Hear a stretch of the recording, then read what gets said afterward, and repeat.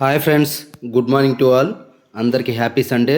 ఈరోజు మా ఇంట్లో రాయలసీమ స్పెషల్ టిఫిన్ ఐటమ్ అయిన ఉగ్గాని చేసింది మా మిస్సెస్ ఇంట్లో. దీన్ని ఇంగ్లీష్లో స్ప్రింగ్ బిర్యానీ అని కూడా అంటారు. దీన్ని చేయటం చాలా ఈజీ అండి, అండ్ త్వరగా అయిపోతుంది. మీ ఇంటికి ఎక్కువ మంది బంధువులు వచ్చినప్పుడు దీన్ని త్వరగా వాళ్ళకి స్పెషల్గా రెగ్యులర్గా చేసే దోశలు ఇడ్లీ కంటే కొంచెం స్పెషల్ ఐటెంగా చేసి పెట్టవచ్చు. దీన్ని చాలా బాగుంటుంది, హెల్త్కి కూడా చాలా మంచిదండి ఇది.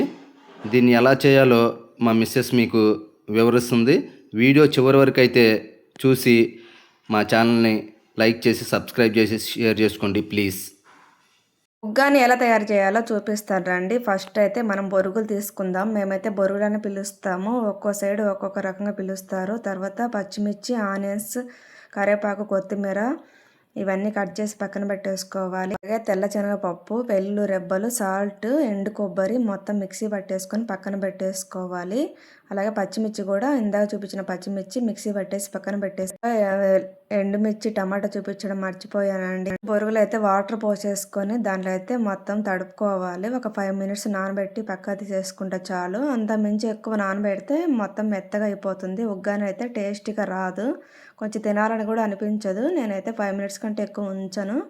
తర్వాత ముందుగా పట్టేసుకున్న శనగపప్పు పొడి అయితే మొత్తం కలుపుకొని పక్కన పెట్టేసుకోవాలి. మనం తాలింపు కంటే ముందే కలిపేసుకుంటేనే టేస్ట్ బాగుంటుంది, అలాగే బొరుగులకు బాగా పడుతుంది. ఎప్పుడు ఒకటే టిఫిన్ కాకుండా ఇలాగా రకరకాలుగా చేసి పెట్టండి పిల్లలకి. అలాగే ఉగ్గాని టేస్టీగా ఉంటుంది అండ్ హెల్తీ కూడాను. వెయిట్ లెస్ అయ్యే వాళ్ళకి చాలా బాగుంటుంది. ఇప్పుడైతే తాలింపు పెట్టేసుకుందాము. స్టవ్ వెలిగించుకొని బండి పెట్టుకుందాము. ఇప్పుడైతే ఆయిల్ పోసేసుకుందాము. ఉగ్గానికి వచ్చి ఆయిల్ అయితే కొంచెం ఎక్కువే పడుతుంది, ఎక్కువ వేసుకుంటేనే బాగుంటుంది. తాలింపుకి అన్నీ నేను ముందే కలిపేసి పెట్టుకుంటాను, సపరేట్గా అయితే వేయను. తాలింపు వేసేసుకుందాము. కొంచెం ఫ్రై అయిన తర్వాత ఎండుమిర్చి వేసుకోవాలి. ఎండుమిర్చి కూడా వేసుకుంటే టేస్ట్ బాగా వస్తుంది. పచ్చిమిర్చి ఒకటే వేసుకోకూడదు, అన్నీ ఫ్రై అవ్వాలి. ఫ్రై అయిన తర్వాత ఆనియన్స్ అయితే వేసేసుకోవాలి. ఆనియన్స్ కొంచెం నేనైతే ఎక్కువ వేస్తాను, 1/2 కిలో దాకా వేస్తాను. ఆనియన్స్ ఎక్కువ వేసుకుంటేనే ఉగ్గానికి టేస్ట్ బాగా వస్తుంది. ఫస్ట్ అందరు మేము ఉగ్గాని ట్రై చేసాము, టేస్ట్గా రాలేదు అని చాలామంది అంటున్నారు. మెయిన్ ఏంటంటే దీంట్లో ఆనియన్స్ ఎక్కువ వేసుకుంటేనే టేస్ట్ బాగా వస్తుంది. అలాగే పచ్చిమిర్చి కూడా కట్ చేసి వేసుకునే దానికంటే మిక్సీ పట్టేసుకుంటేనే బాగుంటుంది. నేనైతే మిక్సీ పట్టేసుకున్న పచ్చిమిర్చి పేస్ట్ అయితే వేసేసుకుంటున్నాను. పచ్చి వాసన పోయేంత వరకు ఫ్రై చేసుకోవాలి.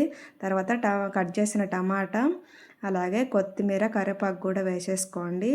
అది కూడా మంచి వాసన వచ్చేంత వరకు ఫ్రై చేసి పెట్టుకోండి. ఫైనల్గా అయితే లాస్ట్లో పసుపు వేసుకోవాలి. పసుపు లాస్ట్లో వేస్తేనే బాగుంటుంది, మన స్టార్టింగే వేస్తే కొంచెం స్మెల్ టేస్ట్ అయితే మారిపోతుంది. మంచిగా ఫ్రై చేసుకోవాలి. మరీ ఎక్కువ రెడ్గా ఫ్రై అవ్వాల్సిన పని లేదు. ఉగ్గానికి ఇలా ఫ్రై చేసుకుంటేనే బాగుంటుంది. ఆఫ్ చేసుకొని ముందుగా కలిపెట్టేసుకున్న బొరువులు అయితే తాలింపులో కలుపుకోవాలి. ఆఫ్ చేసుకొని కలుపుకోండి. స్టవ్ ఆన్లో ఉంచి కలపొద్దు, అలా కలిపితే టేస్ట్ మారిపోతుంది. ఇకైతే మొత్తం బాగా పట్టేలాగా మిక్స్ చేసుకోవాలి. కలుపుతుంటేనే స్మెల్ బాగా వస్తుంది. ఇలాగే ట్రై చేయండి ఎప్పుడైనా.